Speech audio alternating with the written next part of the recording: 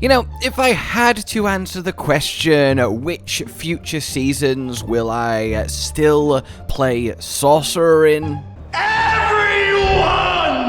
Oh yes.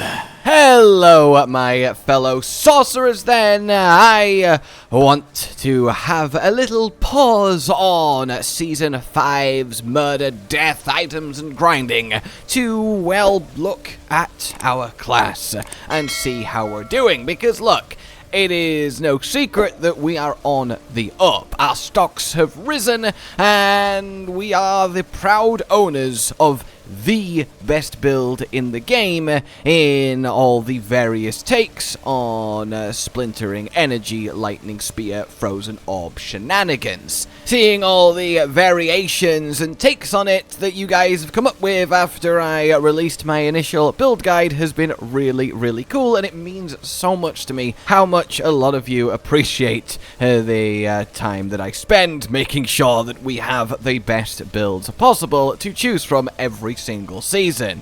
Actually, I'm just literally talking this talk off the back of a about 16-hour period where I fully built about 7 different builds just to see what would kind of work. Like, seriously, look at this stash tab. Look at all of these upgraded pieces of gear, all of these various weapons, rings, amulets, all doing different things. It's been a long night. Hell, I got teleport to hit for 100 million damage. I'm still refining that one, but like, is that not hilarious? In any case, needless to say, yeah, Sorcerer is where it's been at least for me since the game launched, but now it's where it's at for seemingly a lot more people. So many people that I know that usually never touch the class are dipping their toe in this season because you can't resist that power. And you know what? I don't blame anyone at all. It's always been an incredibly fun class at a base level. It's just always also been a little bit pathetically weak. So yes, congratulations us. We are finally the proud owners of the best build in a season. Let's enjoy it before Barbarian inevitably does what they did to our Ball Lightning Season 2 and somehow beat it. In any case, then, it's a good time to be a sorcerer. We have the most powerful endgame build variety that we have ever had, with at least 5 builds capable of comfortably clearing tier 8 infernal hordes, which is currently, you know, the endgame content at the moment, as people don't really push pit anymore because it's sort of nowhere near as rewarding, which is a whole other conversation, but definitely I do think a shame because I really don't dislike the pit. In any case, from Fireball to Blizzard to Chain Lightning to Splintering Energy to Frozen Orb, it's good. It's very good. But the thing is, there's still so many more just slightly lower down tier builds to dig into that still handle everything you could ever need to. Technically, you only need to clear tier 7s to get all your Neath Iron. Tier 8s is really just to show off, or if your build is just so unbelievably broken, it can clear a tier 8 like it's a tier 7, then you might as well. So when it comes to tier 7, we open up another like 4 or 5 builds that can get it done with a really good amount of ether. So yeah, it's a happy time. But the thing is, it's not a completely happy time. Because while a lot of the issues in Sorcerer have been addressed, the obvious main one is that a lot of our uniques were kinda garbage, and a lot of our uniques weren't even played in the build that the unique is for, and now that's only really a complaint I can label at the Incinerate wand Flamescar, though even there, if you get a greater affix roll on ranks of Incinerate, you can actually beat out putting Flamethrower aspect on a staff, so that's really neat. In any case, that feels good. All of the uniques feel good across the board, and it's made builds really exciting. I very personally much prefer a build being mostly unique pieces of gear over regular legendaries and aspects. I just think it's more fun slotting them together and getting cool effects, and we really are seeing that. But there still remains a couple issues with the class that I hope can really get addressed going into Vessel of Hatred, which is really the big chance to get major things addressed. It's the last chance, in fact, because all of the buffs across the board are wonderful that have happened, and damage is up, and it's easy to forget some more foundational mechanical issues, chiefly boss damage. Yes, of course, the very best build in winterglass splintering energy can kill anything in seconds, but everything else, it's still suffering to be a sorcerer. I'm watching rogues melt the T8 council in about 20 seconds, which is something they can do on multiple builds. Hell, even Barbarian, and I love that I get to say even before Barbarian for once, is still killing the tier 8 council in a couple minutes on something like Whirlwind. Whereas if you ignore Sorcerer's best build, which currently is, let's be honest, very taxing on the old fingers to play. It's intense. It's not exactly the most relaxed, fun experience. You have to mash your keyboard like it's a piano when you're doing a Beethoven impression. In any case, it would be nice if there wasn't such a huge, colossal gap between that and every other build we have. Fireball is one of our top 3 builds this season, but it still can take upwards of like 4 to 8 minutes on a perfectly built, perfectly rolled one to kill the tier 8 council. And of course that will start happening in the pit if you were to push it too. Even Blizzard, the notoriously good boss killing build, which yes can do some ridiculously impressive stuff, still suffers because the council moves around a lot, so you can't actually get them stacked in blizzards for a consistent amount of time, which is actually a real big shame despite how nuclear blue Rose is now. Hell, even in the background what you've been watching, or at least vaguely aware of on your other monitor while you listen to me, I know you, is me experimenting with Escadoras, the buffed unique amulet, and trying to make the crackling energy explosions do as much damage as possible. But while it cleared a tier 8 fine, the actual bosses are like just iron walls of impenetrable health, and it's really deflating each and every time. The point being is Sorcerer has long been designed around this now, I would say, archaic concept that we are supposed to kill bosses while they are staggered. We are a kill things that are crowd-controlled class. There is so much synergy built into with that. The original back in the day aspect of control, triple dipping, and melting Lilith during a single stagger was the epitome of it. But those things have sort of gone away, despite us not really getting the boss damage in return. And I think once splintering energy is off the table, as I suspect it might be in Vessel of Hatred, we are going to start suffering again if this trend of making bosses have 8 gazillion health continues. Because look, ultimately it's just not fun to sit there DPSing a boss for 4 minutes straight. It just doesn't feel good.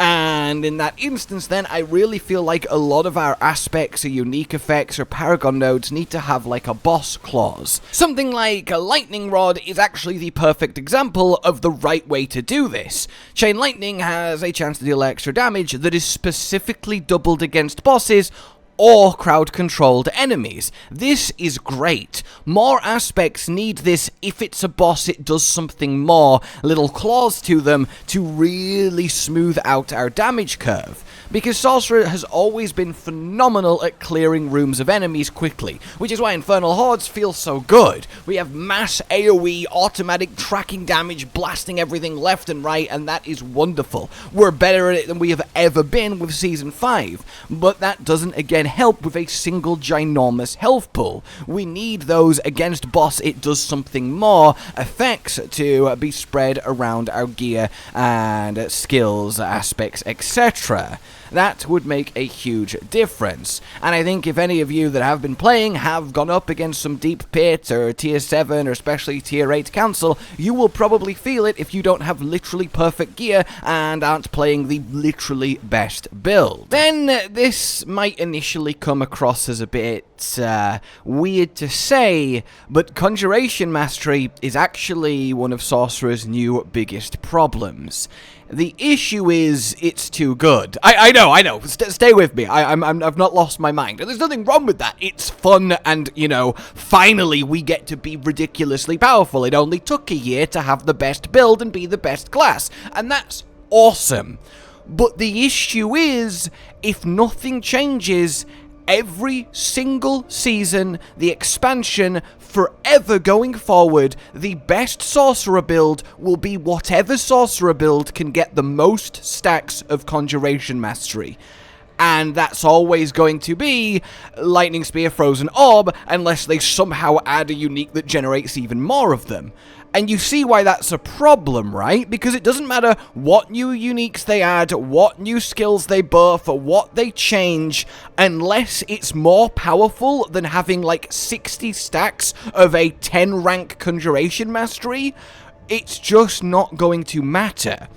And that is kind of a big problem, because you do have 10 ranks of this in current Frozen Orb Lightning Spear, and you have, let's say, 50 Lightning Spears out.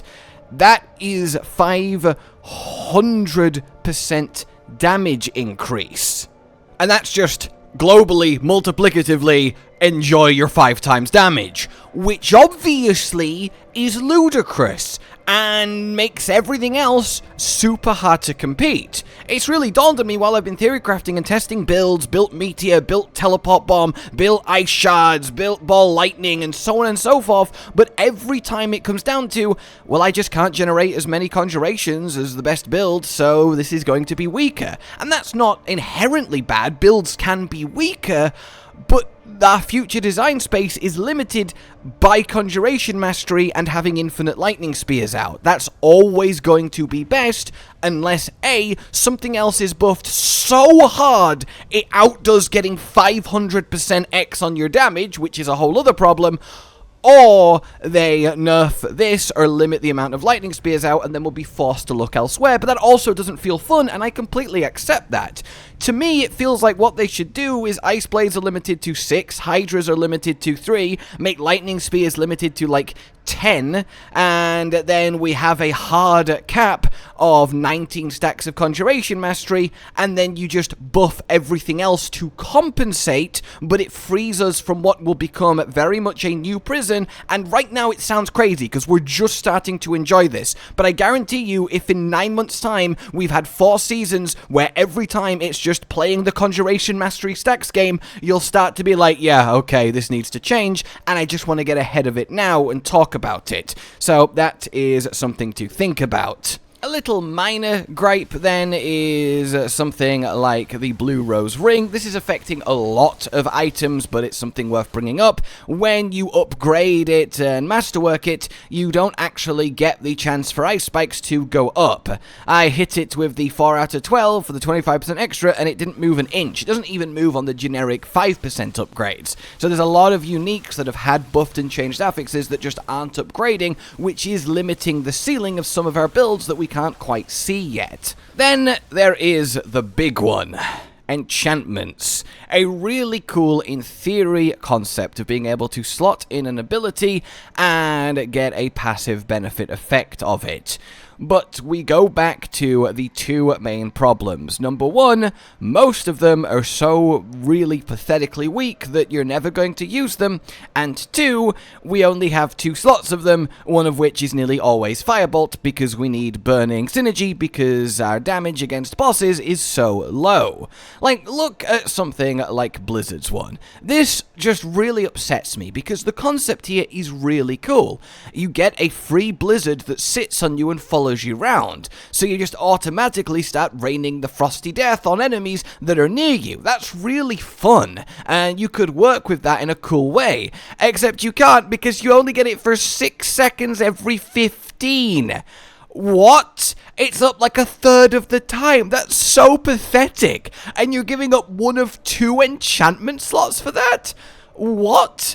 Like, if this was just you have a Blizzard following you permanently in combat, there's nothing wrong with that. You could balance that effect happening, and that would be so much more fun to just get a permanent Blizzard Cloud. Yay! You know, there is so much more room here for actually cool, innovative designs, and it feels like a lot of these enchantments they're like too scared of just letting them be just that little bit too good. Of course, the usual give us a 3rd slot so we can combine more of them together. Yeah, that is really, really nice. Another example is something like Hydra. Spending 200 mana is a fairly slow process outside of this season, specifically at Chain Lightning, which I have to say, Actual Conduit is an inspired unique, and I adore how it works, and kudos for the design on that. But something like this, if you even can spend the 200 mana fast enough, you do summon a Hydra, but the Hydras you summon respect your Hydra limit.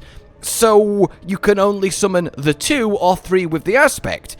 Why? That sucks. Imagine if you could make a build around spending mana as fast as possible, and then you just have hydras popping up all over the place, and you have like a sea of 15 of them. That's so interesting, and that's such a fun concept. Like ice blades that got restricted to just 6 blades. Yes, because they're tied to cooldown reduction, if you could have more, it would be silly, so I get it, but limits like that are, well, limiting, and things that are limiting tend to not be as fun as they could be. So I really hope Vessel of Hatred does give this whole enchantment system a little bit of an overhaul in both the power, uniqueness, and potential of the effects, and ideally the amount of them you can have at once. It's a really interesting part of Sorcerer that I just want to see shine. Other than that, though, I do think we are in the best place we have ever been, and now finally feel like a proper class. It's been a while since I've been able to make one of these talks and essentially go, yeah, Sorcerer is an awesome place, I am loving it, there's so many cool builds, so many fun ways to play,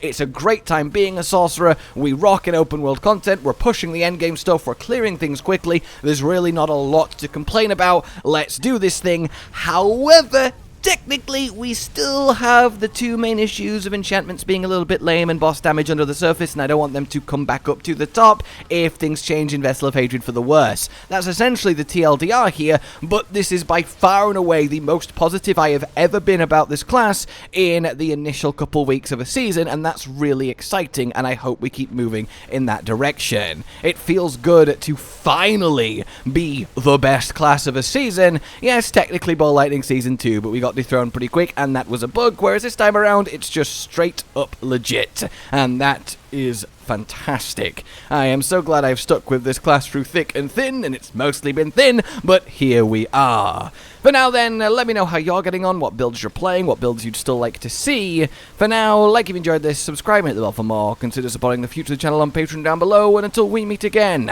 a goodbye.